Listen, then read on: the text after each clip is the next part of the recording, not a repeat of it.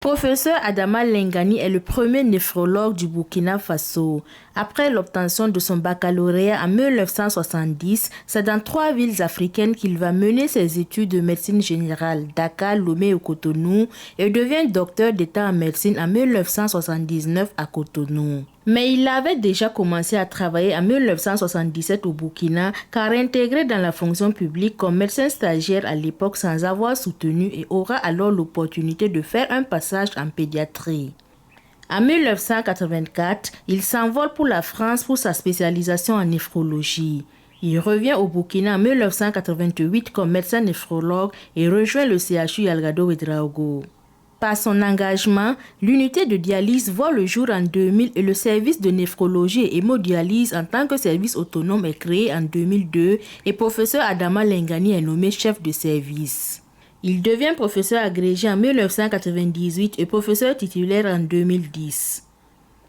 Admis à la retraite depuis 2016, professeur Adama Lengani continue ses activités d'enseignement.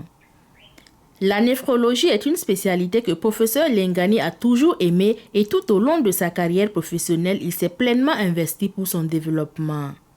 Dans la rubrique Chez nous médecins sur les pionniers de spécialité, nous sommes allés à la rencontre cette semaine de professeur Adama Lengani, un baobab de la néphrologie au Burkina pour revivre cette époque.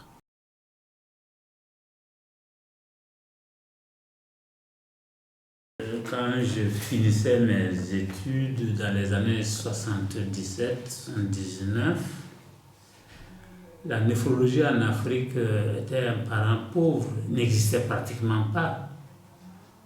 Donc, lorsqu'on faisait ces études, on rencontrait les néphropathies dans les cadres du service de médecine générale.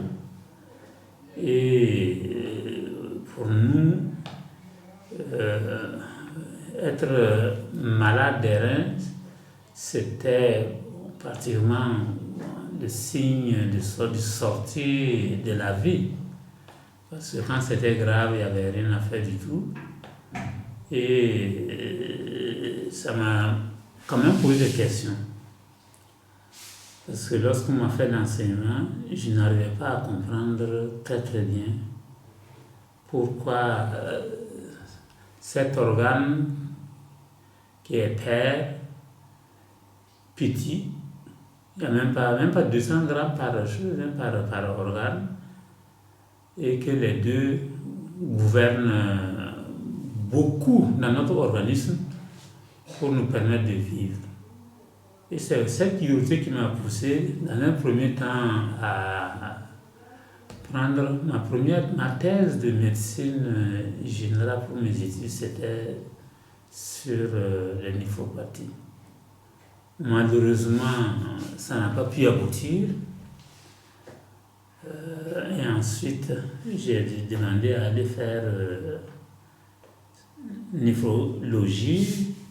Bon, j'étais aussi intéressé par la pédiatrie ou bien par ce qu'on appelait à l'époque la nutrition médicale, puisqu'il n'y en avait pas. Donc c'est sur cette base-là que j'ai été faire néphrologie dans les années 1984. Et pour y aller, ça a été très difficile. Parce que depuis 1982, je devais y aller, mais il y avait eu des entraves. Une des entraves, c'est que le terrain de stage, le terrain de formation, il n'y en avait pas, sauf en France. Les Français qui devaient faire la formation n'ont pas beaucoup de problème pour m'accepter.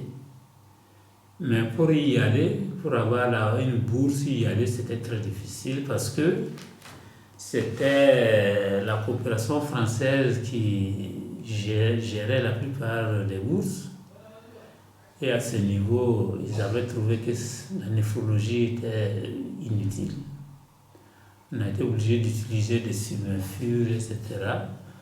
pour qu'en fin de compte, je puisse aller faire ma spécialisation en France. Je l'ai faite quand j'ai fini. Dès que j'ai fini, je suis rentré au pays.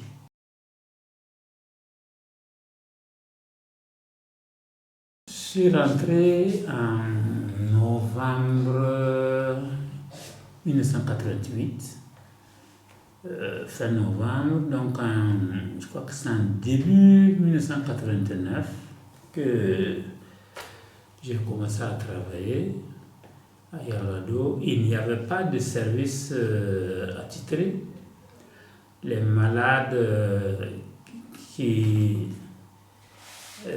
n'avaient pas de spécialité particulière, c'est-à-dire qu'à l'époque, il y avait un service de cardiologie, il y avait un service de gastro, mais les autres, il n'y avait pas de service particulier. On les envoyait en médecine C. Et en médecine C, il y avait les diabétiques, les neuropathies, ceux qui se plaignaient des douleurs rénales, comme on dit, des mal de dos, ou de néphropathie, ou bien des maladies hématologiques. Et donc c'est dans ce service que j'ai commencé avec d'autres de mes collègues. Il y avait à l'époque le professeur Kabouré, et le service était dirigé par un Français. Il n'y avait pas d'équipe, on mettait tous les malades ensemble, les diabétiques, les drépanocytaires, ceux qui avaient des maladies malignes du sang, ceux qui, par exemple, le VIH, le sida. Il faut savoir qu'ils ont commencé par là, ils ont commencé là. C'est là qu'on les hospitalisés au début, dans des conditions, c'est pas comme maintenant où il n'y avait rien, il n'y a pas de médicaments. Il fallait soutenir les gens, il fallait les accompagner en quelque sorte. Donc c'était un service de médecine générale, et, sauf ceux qui avaient des problèmes gastro et cardio, puisqu'à l'époque, il y avait un service de gastro et un service de cardiologie. Et dans ce service, on s'occupait des malades. Cela veut dire que je peux m'occuper des diabétiques, aussi bien de ceux qui ont mal au dos, qui ont une infection sévère, etc. Mais particulièrement ce qui était intéressant, c'est que je m'étais dit que je ne pouvais pas me disperser à m'occuper de tout en même temps. Donc les maladies rénales, c'était moi qui m'en occupais. Les maladies neurologiques, c'était docteur Kabouré à l'époque, j'étais docteur Lengani. Les diabétiques, c'était le chef de service, qui était un médecin français, très très très intéressant. Il faut dire que c'était un ami. Et c'était ça. Maintenant, quand l'un d'entre nous était absent, les autres s'occupaient de tous les malades. Et c'était très très intéressant à l'époque.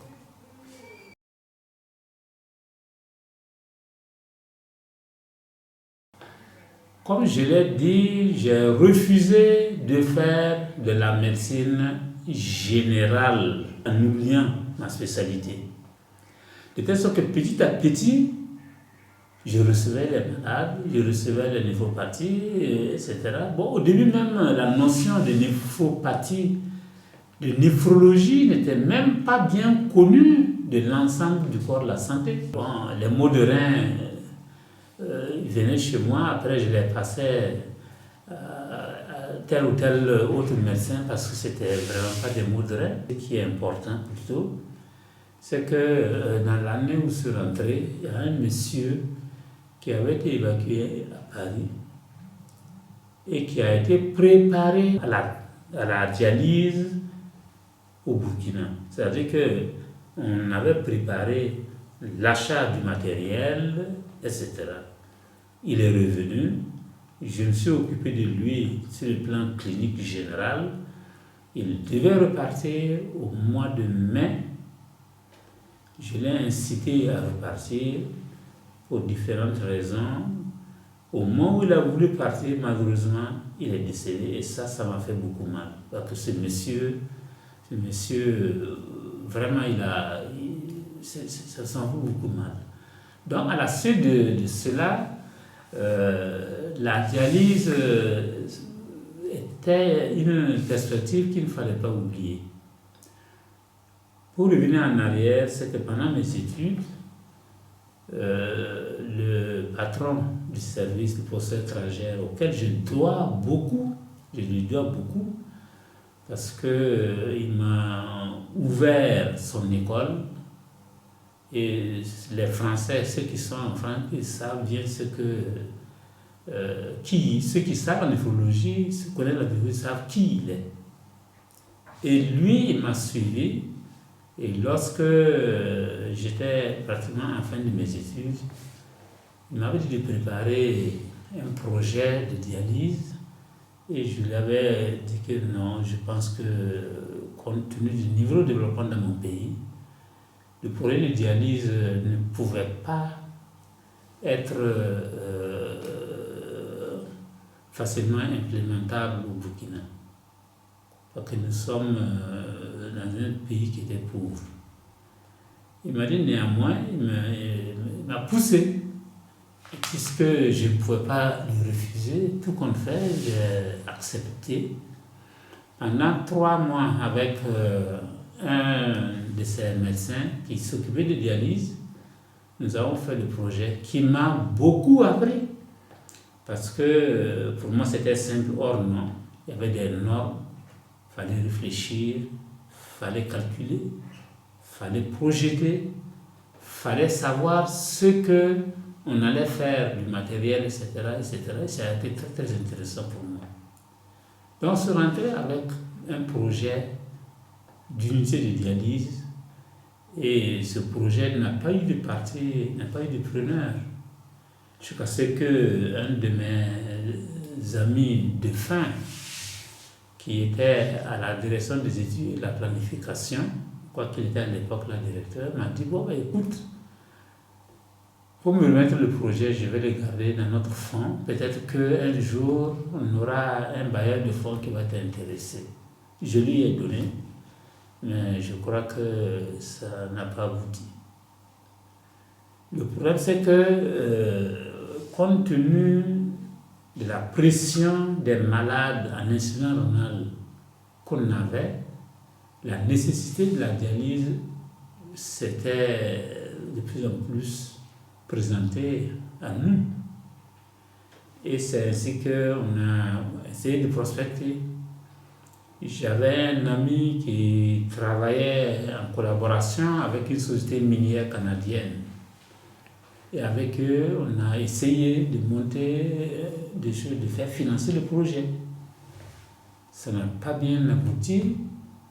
Ensuite, il y avait des propositions d'unité, pas d'unité, mais d'une machine de dialyse sans rien qui accompagne les consoles.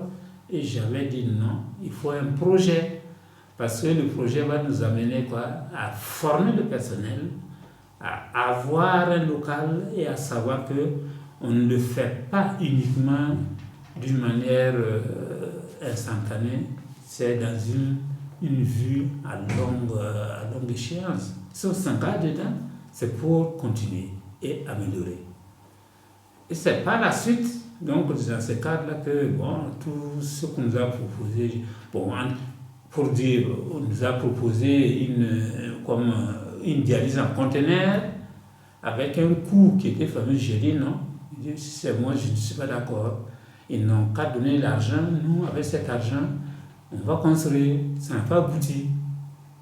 C'est ainsi que les choses sont passées jusqu'à ce que l'actuel Premier ministre, M. Dabiré, nous a donné un grand coup de main. Parce que un jour, il m'a dit que il avait des fonds, et puis que c'est comme ça, peut-être que on va essayer de vous aider avec ça. C'est grâce à lui qu'on a commencé petit à petit à nous engager dans le projet. Ça, c'est dans les années 91, par là. Jusqu'à ce que, à partir de 92-93, on a essayé d'élaborer le plan, de savoir comment c'est, etc. pour que, à partir de 98, on commence à savoir où construire et comment il faut faire. Et c'est ainsi que l'unité va être ouverte en mi-décembre 2000. En 2000, lorsque le service de néphrologie avait commencé, parce que nous avons commencé la dialyse, mais la dialyse, on était toujours en médecine C. Après, en 2001 ou 2002, on a créé le service de néphrologie.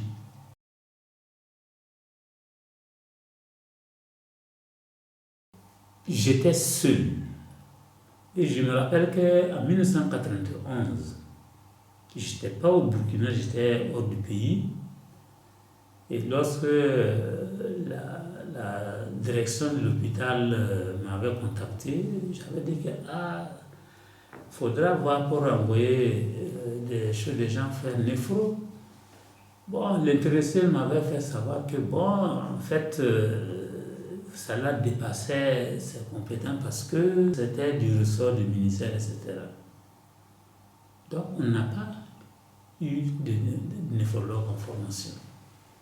Et entre-temps, en France, la formation avait été pratiquement tarie sous la forme du certificat d'études spéciales en néphrologie. Il fallait faire le concours de l'internat français, ce qui faisait que c'était pratiquement fermé pour les Africains. En Afrique, il n'y avait pas de CS, il n'y a pas de formation. Jusqu'à ce que, dans les années 98, mes collègues ivoiriens m'ont fait savoir qu'ils pensaient que c'était bon qu'ils ouvrent. J'ai trouvé que c'était une très bonne chose. Ils m'ont demandé si j'étais chaud. J'ai dit, bon, il n'y a pas de problème pour mon association. Cette formation a commencé en 2000 et dès la première promotion, nous avons pu envoyer 2 médecins néphrologues. Parmi les 2, il y a un qui est rentré, le deuxième n'est jamais rentré. Mais après, lorsque le ministère même programmait de recruter des médecins pour la formation, dans les années 88, mais 2000 et quelques, mais on n'avait pas de candidat. Parce que il y a un moment où les jeunes médecins étaient beaucoup plus attirés par les postes au niveau donc la gestion des services de santé, la santé publique, la gestion des services de santé, que la médecine praticienne. C'est après, avec le lobbying, avec l'ancien ministre Yoda, on avait eu des réunions, on a expliqué, pour que même s'il n'y a pas de médecin en activité qui remplisse les conditions, pour qu'on puisse déroger aux conditions, même si on va permettre à des jeunes médecins qui viennent de sortir d'aller faire leur formation et de revenir rendre le service à la population dans notre pays. Mais ça a été une longue lutte. Je dis bien, ça a été une longue lutte. Et des ministres comme le ministre Léné, Guy Kindé, le ministre Yoda, ils ont mis d'eux-mêmes. Et certains néphrologues, certains jeunes néphrologues ont bénéficié de cet appui-là. Et c'est pour ça que, on a une génération de jeunes néphrologues et ça fait plaisir. Et je me rappelle que c'est en 2011, lorsque le Premier ministre est venu à l'hôpital, que j'ai soulevé le problème en cours de réunion en disant que je ne comprends pas. est-ce que l'État ne pouvait pas, même si c'est sur quelques années, dégager un fonds et former un grand nombre sur les médecins spécialistes? Je ne sais pas si c'est ça qui a fait aboutir, mais l'année qui a suivi, on a commencé le programme de formation en grande quantité chez les médecins. Le gros problème qui se pose, est-ce que l'esprit patriotique sera suffisamment développé pour qu'il revienne? Il y a deux pendants. La liberté individuelle, la recherche du bien-être individuel et la redevance, la redevabilité que nous devons. Ça, c'est un problème personnel, mais qui a une conséquence. Je me rappelle qu'un des ministres m'a laissé entendre que si les gens ne viennent pas, de lui dire pour que on leur dise, si tu ne viens pas alors que tu as été formé, tu n'as qu'à rembourser l'argent là. Comme ça, nous allons nous permettre de former d'autres praticiens. Ce qui est juste. Donc, c'est ce jeu de pendant là. Ça fait que certains ministres disaient que non, voilà, si on les laisse partir comme ça, ils ne vont pas revenir et comme ça et comme ça. Donc, ça mis dans la balance. Je peux vous dire que la stratégie qui a été faite chez nous est une bonne stratégie parce que ceux que on a poussé plus ou moins à aller pour aller faire la formation, ils sont rentrés dans le pays. Et le travail qu'ils font, vraiment, je pense que ça sera un travail formidable. Ils vont rendre un travail pour les malades de notre pays.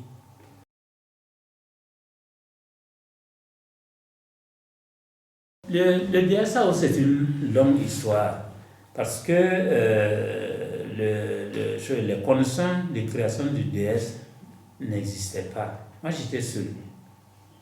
Or, il y a des conditions. C'est lorsque on avait entrevu qu'au niveau du CAMES, au niveau du CAMES, il suggérait même que les enseignants des différents pays puissent faire des noyaux pour la formation, que je me suis engagé dans cette formation. Dans un premier temps, avec l'engagement et l'accord d'un ami défunt qui était en Côte d'Ivoire. Il avait son collègue aussi qui était pour. J'avais des amis au Sénégal, des amis en Guinée qui m'ont été ouverts. Et c'est à la suite de ça que lorsque la faculté des soins de la santé a demandé que ce n'est pas possible de vivre, je me suis engagé à l'élaboration. Et quand même, on essaie de pousser à la voie parce que je ne suis pas d'avis de dire je forme pour former. Il y a un minimum. Le DS a vu le jour tard. Bon, la première promotion est sortie. Ils sont déjà sur le terrain et ils ont travaillé très fortement pour les acquisitions sur le plan théorique et sur le plan pratique. Il faut maintenant qu'ils les renforcent. C'est la pratique. Ce sont les malades. Il faut savoir. En tout cas, c'est les malades qui forment le niveau de compétence des médecins. C'est eux, en se servant d'eux, que nous nous améliorons. Si nous les prenons comme du matériel inerte, on va rester à ras du sol. Donc j'espère que en tout cas, cette génération pourra amener la néphrologie à un niveau plus élevé.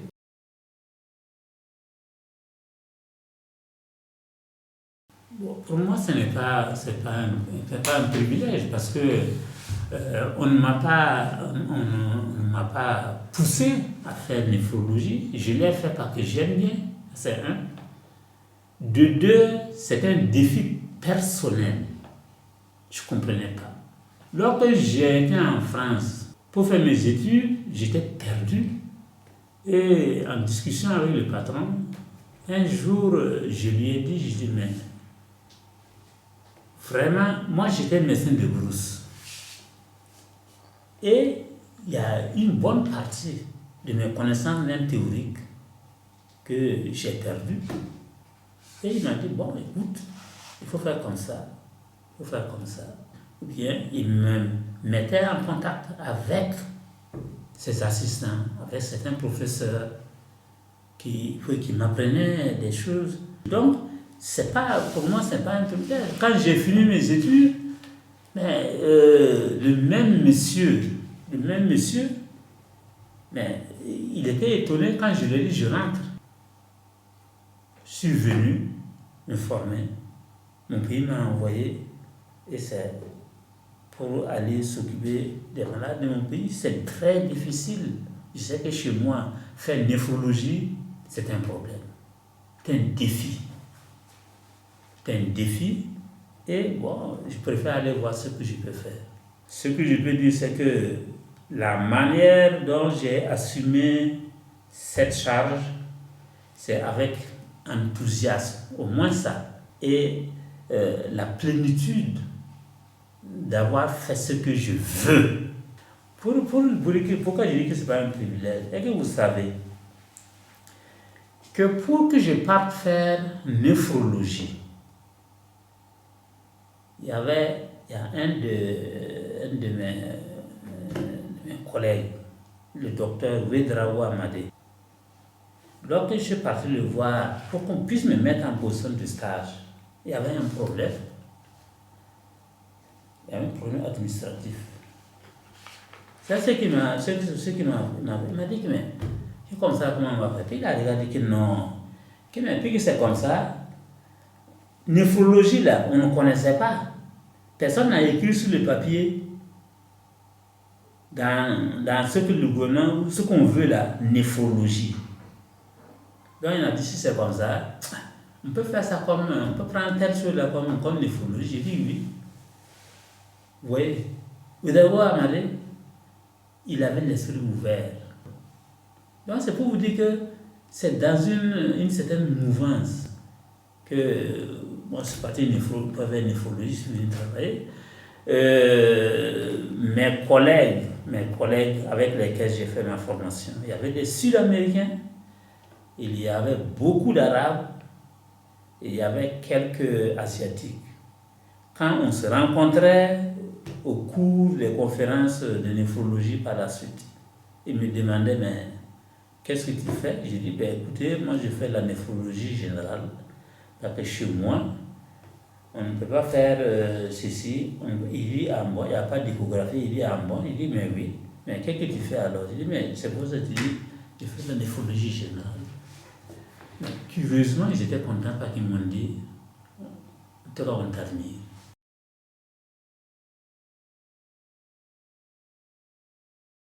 C'est comme quelqu'un qui a faim et quand il a eu à manger, il est tellement malade qu'il se demande, mais qu'est-ce que je vais faire? Pourquoi je dis ça? Il n'y avait pas beaucoup de néphrologues en forme. Est-ce que vous savez que j'avais demandé au ministère depuis des années un plan simple de développement de la néphrologie au Burkina? Pourquoi? Parce que ce que les Occidentaux disaient que la néphrologie, ce n'est pas vraiment dans un pays comme ça, c'est une base réelle. Nous n'avons pas les capacités d'exercer la néphrologie, surtout la dialyse. On ne peut pas parce que c'est trop cher. Donc il aurait fallu qu'on en ait notre compréhension et qu'on sache que ce n'est qu'un outil. Comment nous allons l'utiliser pour que ça rende service? Et dans ce cadre, j'avais demandé un plan, le plan de néphrologie. C'était simple. Il y avait Ouagadougou. Après, si vous faites à Bobo, ou bien à Fada, ou bien dans la Nyanya profonde, je ne sais pas quoi, on sait, mais on sait qu'on fera ça dans telle échéance, et dans telle échéance, voilà ce qu'on va faire pour y arriver. Maintenant, on ne l'a pas fait. Mais on se met, faire des néphrologues qu'on va dispatcher partout. Vous les dispatchez partout.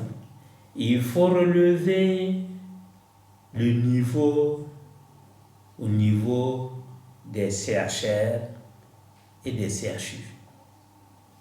Il faut un minimum pour pouvoir diagnostiquer, pour pouvoir traiter. Il faut un minimum. Le stéto, le tensiomètre, d'accord, ça aide. Le mato-réflexe, d'accord, ça aide. Mais pour le néphrologue, ça, c'est à ras du sol. Parce que ce que le néphrologue cherche là, ce qui lui permettra de travailler, ce n'est pas ce que l'œil nu va voir. Dans les urines là, tout le monde voit les urines colorées. Mais qu'est-ce qui colore? Il faut donc la biologie. Il faut l'appareil clinique. On ne demande pas d'aller chercher quelque chose de sophistiqué, mais le minimum. Or, quand on regarde, ce minimum n'est pas développé. Donc, par fini, c'est quoi? Le niveau des spécialistes là va diminuer vers le bas. Il faut que le travail quotidien là sorte de la routine. Moi, j'étais seul. S'ils sont nombreux, il faut qu'ils sortent de la routine. Or, l'ambiance globale là, fait que bon, ça ne va pas. C'est pour ça qu'il dit qu'il faut que les hôpitaux où on les affecte aient un niveau minimum. S'ils n'ont pas un niveau minimum, mais les néphrologues, ils ne font pas travailler. Ça, je le dis.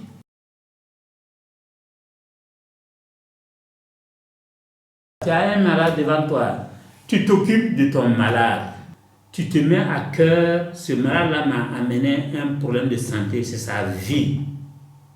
J'apporte ce que au maximum je peux lui apporter.